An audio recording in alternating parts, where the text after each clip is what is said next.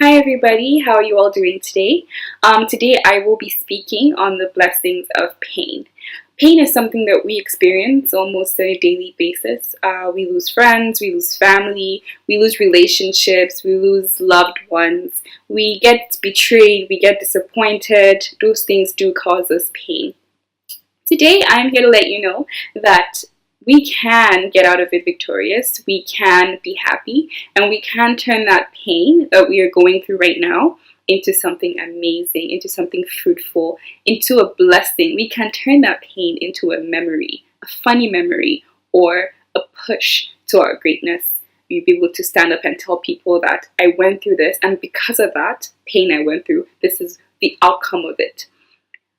I woke up this morning and a friend sent me a book. It's Toke Makinwa's book. And I was reading it. I read a chapter of it. I had to stop because I wouldn't have been able to do anything else. It's really interesting. Toke Makinwa went through a huge disappointment, I would say. She went through so much pain that I don't think a lot of us would be able to stand. But why I'm saying this is because of that pain that Toke Makinwa, I'm not saying that she deserved to go through that pain. What I mean is, it happened. But what she did with it is what I want you to understand.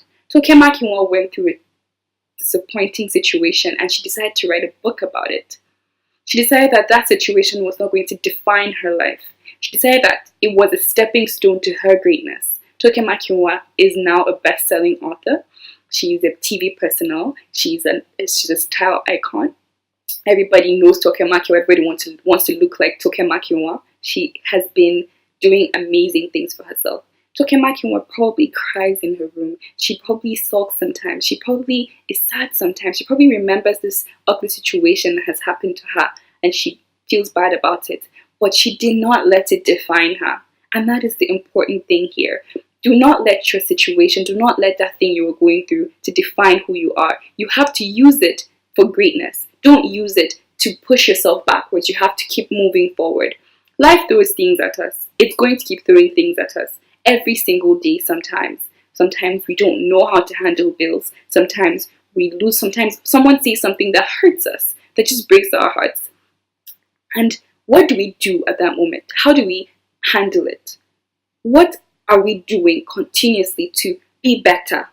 There's one thing I realized in life is you can only move forward in life. Where you are right now is 10 times better than where you were yesterday because we only move forward. There is only one way, and that's to go up. But you can decide to go down if you decide to let that situation to push you back. You can decide that, oh, I want to dwell in it, I want to wallow in it, I want to feel pity for myself. You don't have to do that. You can do great things. You can push through. Adele, for example. Adele went through heartbreak as well. I don't know, heartbreak is painful.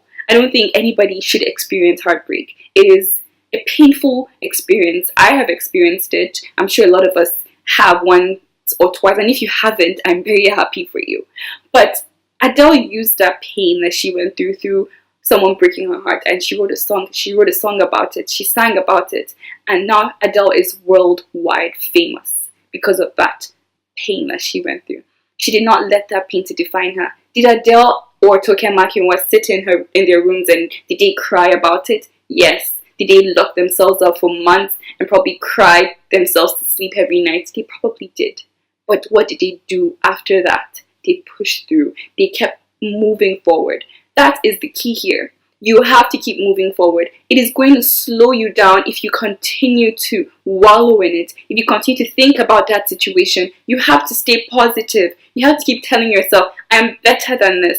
I can do better. And if you're one of those people who maybe you've had a bad life, maybe you've done something that you shouldn't have done, or you're doing things that you shouldn't be doing, and everybody knows about it. The moment you are willing to move on from it, the moment you are willing to change your life and tell yourself, I am not this person anymore. I want to change my life. I want to be a better person. That is the moment that people will start talking. They will start saying things about you. But guess what? You are not who you were. You are who you are now. And you need to block your ears. You need to block your ears from negativity. Whatever it is that would cause you pain, you need to stay away from it. Try happy thoughts. Try reading. Try singing. Try going out with friends. Going to church. Try find your happy place is what I'm saying. Find that thing. Find a hobby. Start reading books. I started reading books. I paint. I just cut off everything that would have caused me pain. You don't need to remind yourself of what you have been through. It is okay. You're going to be okay. You can push from this. You can push through from this. Life is going to keep throwing things at us, and we cannot keep letting it define us. That is the key. Do not let it define you. You have to push through. And if you think, oh, you lost the love of your life and he left you for someone else and he's with someone else, there's one thing I realized in life, is love is very strong, and I believe in love, and I believe love exists. And if you're one of those that was in love and you lost it, you are going to find love again. You are going to find someone even more amazing than that person who left you. And there is no force on earth that will tear away what is yours. There is no force on earth that will take away what is meant to be yours.